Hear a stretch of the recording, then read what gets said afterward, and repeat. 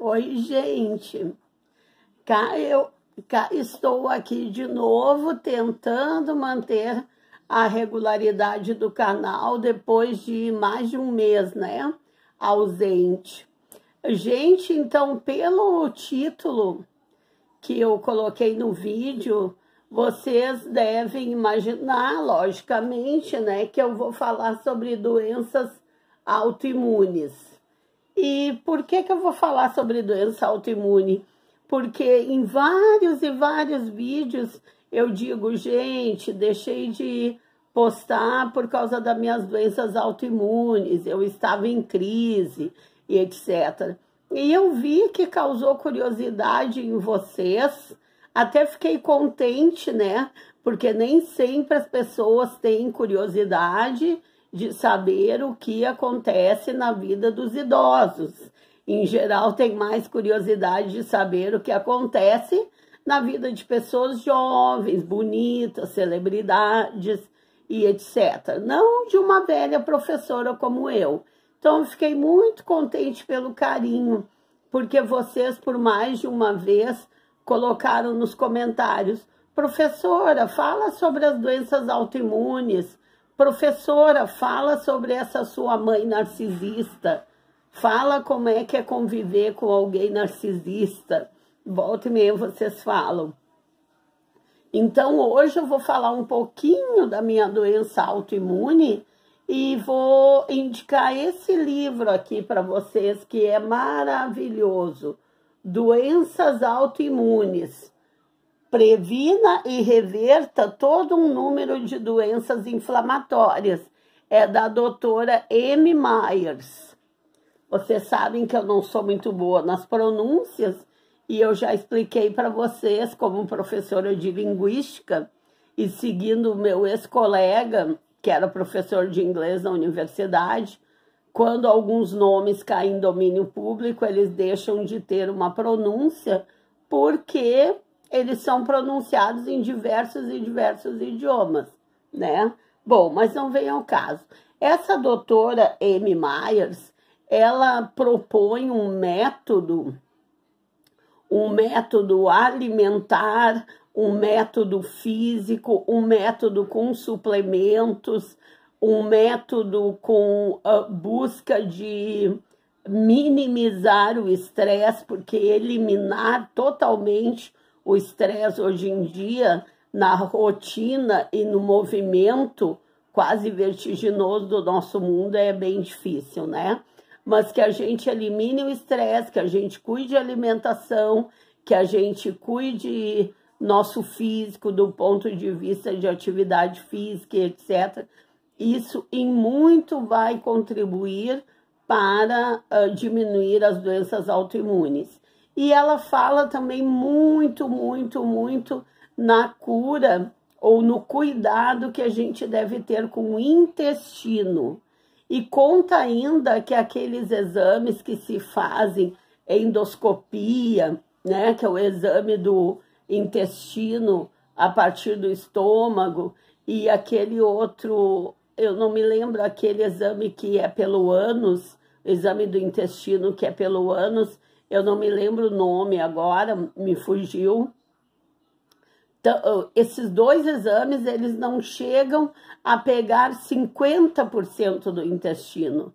Então, no restante do intestino, tanto quanto se faz o exame pela parte de cima, a partir do estômago, quanto se faz o exame pela parte de baixo, a partir do ânus, não pega todo o intestino. E ali naquele pedacinho que não pega, é que às vezes as bactérias das doenças autoimunes, ou que, como é que eu vou dizer, que desencadeiam as doenças autoimunes, estão ali escondidinhas. Então, a saúde do intestino também é muito importante.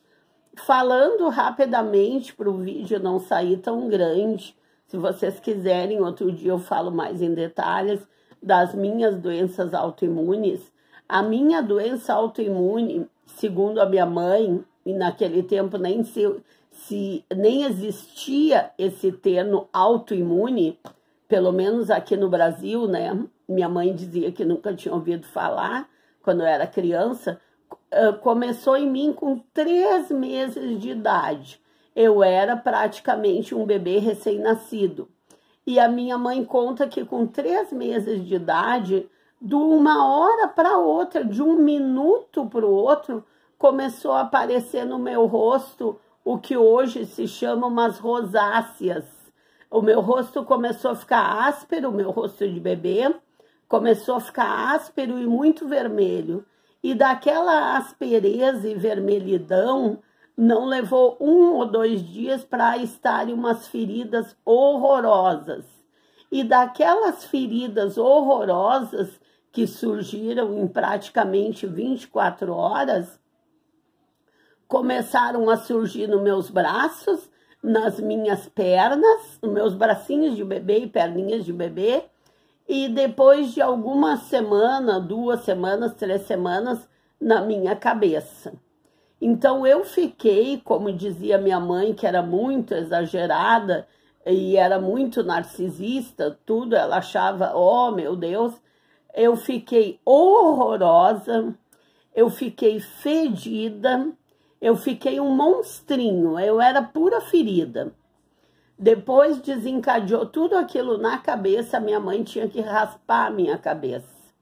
Daí a meses começou com crises de asma horrorosas, que eu tive pneumonia várias vezes, eu quase morri várias vezes, eu praticamente parei de respirar várias vezes, no tempo que não existia bombinha, né? No tempo que não queriam botar bebezinhos recém-nascidos no oxigênio, muito menos entubar, com medo, assim, né? Porque não era botar um dia aquele bebê no oxigênio, era botar reiteradamente. Porque quem tinha asma sempre. E eu tinha uma crise em cima da outra. Eu fiquei com esta feridama, com essa, e eu digo assim bem claramente, com essa fedentina, porque as minhas feridas fediam muito, segundo a minha mãe, eu tenho vaga lembrança. Eu fiquei assim até uns 11, 12 anos de idade. As minhas crises de asma eram horrorosas, eu não conseguia respirar, eu quase morri várias vezes. A minha mãe conta que quando eu tinha uns 2, 3 anos, eu tive uma pneumonia muito forte e quando eu fiquei boa da pneumonia, eu não caminhava mais, eu parei de caminhar, eu não sabia caminhar. Ela me botava de pé, assim, de pezinho, porque daí eu já era um bebê grande, já tinha 2 ou 3 anos, eu só gritava ali de pé, eu não conseguia fazer nada.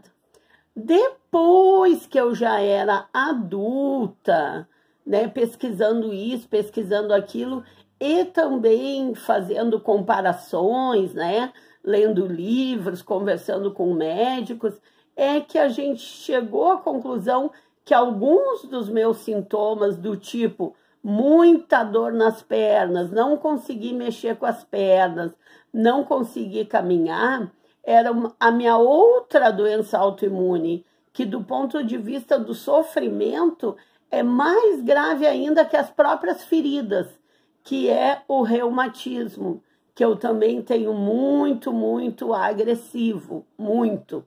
Então, desde criança, quando eu parava de caminhar, não era pela infecção que eu tinha naquelas feridas horrorosas nas pernas, nos braços, no rosto e na cabeça. Não era por isso, era pela minha outra doença autoimune, que era o reumatismo. Só que eu nunca fui diagnosticada taxativamente por algum médico, assim, com toda a certeza ali, ó, certeiro. Por quê? Porque os meus períodos de remissão são muito longos e de muito sucesso. Quando eu estou em período de remissão, eu não tenho nada na pele, eu não tenho asma, eu não tenho reumatismo, parece que eu nunca tive nada. E eu já cheguei a ficar mais de 20 anos em remissão, ou seja, em nenhum sintoma, nem alergia na pele, nem asma e nem reumatismo. Então, por isso, nenhum médico foi taxativo, tu tem doença autoimune. Hoje, eles até me dizem com tranquilidade, porque a doença autoimune virou, entre aspas, com todo respeito à medicina, quase que dizer uma modinha. Como qualquer coisa é uma virose, agora qualquer coisa é uma doença autoimune. Então dizem, é uma doença autoimune. Mas alguns anos atrás, nenhum médico arriscava a dizer, tu tens doenças autoimunes. Só dizia, tu tem todos os sintomas de quem tem doença autoimune, mas isso requer mais exames. Daí era um exame em cima do outro, um exame em cima do outro, e assim vai. Então, assim, a dúvida é que quando vem, vocês podem olhar assim, ó, minha pele não tem nenhuma cicatriz. E eu não tô colocando, até porque nem sei colocar, e nem seria o caso, né? Agora eu com quase 70 anos, não tô colocando nenhum filtro, como vocês dizem. Minha pele não tem nenhuma cicatriz. Mas vocês não queiram ver, e nem eu gostaria de mostrar, porque eu não gostaria de ter, né? Já que agora eu tô com reumatismo, quando me dá alergia mesmo, as feridas mesmo. Eu fico um monstro, são feridas horrorosas, que assim, ó, em 24 horas eu já tô tomada de feridas, sem exagero. A asma também, se começar agora, daqui a 5 minutos eu já tô com a boca roxa, eu já tô com o peito afundado e assim por diante. E o reumatismo a mesma coisa. Eu posso estar caminhando muito bem, serelepe da vida, daqui a pouco eu sinto uma dorzinha no joelho, ou sinto uma dorzinha num braço, sinto uma dorzinha num tornozelo, já incho e já praticamente paro de caminhar. Uma curiosidade com a minha mãe narcisista, daqui a pouco o vídeo vai dizer que tá no limite, aí eu vou parar e conto outro dia. É que quando eu tinha 3 anos e pouco, ela disse que pensou com ela própria, essa criança é feia, essa criança fede, essa criança só me incomoda, mas eu notei que essa criança é inteligente. Para alguma coisa essa criança vai se prestar, porque ela se referia a minha filha assim, essa criança. Até para ela própria, isso ela mesma contava para mim e para os outros. E daí ela resolveu que quando eu tivesse 4 anos ela ia me ensinar a ler. Isso por conta dela, porque ela não era professora. Quando eu tinha 4 anos, ela foi numa livraria, procurou um livrinho didático que né, facilitasse ali as aulas dela, que ela nunca tinha preparado, ela não era professora, e ela resolveu me ensinar a ler.